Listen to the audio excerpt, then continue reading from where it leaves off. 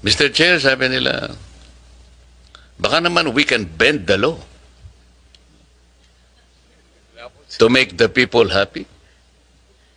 Hindi, pinakikita mo, kasi talaga pong, because of that, tad na po kami ng ng text messages eh.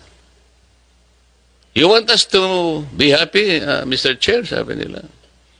Papayagin nyo na yung ERC na you bend the law. Ha?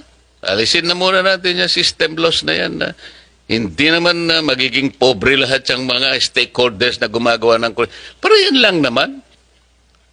Kunwari lang, pumayag na silang lahat at napag-aralan natin dapat ang tanggalan ng system laws kahit na private distribution, kahit na electric cooperatives, o kahit na pa yung off-grid areas, blah, blah, blah.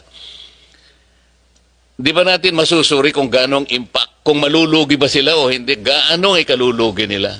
Palagi ko, hindi sila malulugi. Yun lang po yung gusto ko makita.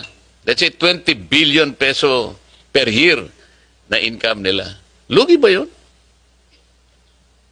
May halaga po kasi may gastos itong nakatumbas itong system loss associated sa generation at saka sa transmission. Naintindihan ko. Sinasabi ko po, yung kinikita po ng distribution utilities, kung aalisin natin yung malaking bagay po ba, mai-impoverize ba sila kung talagang alisin na natin? Yun ang gusto kong makita po.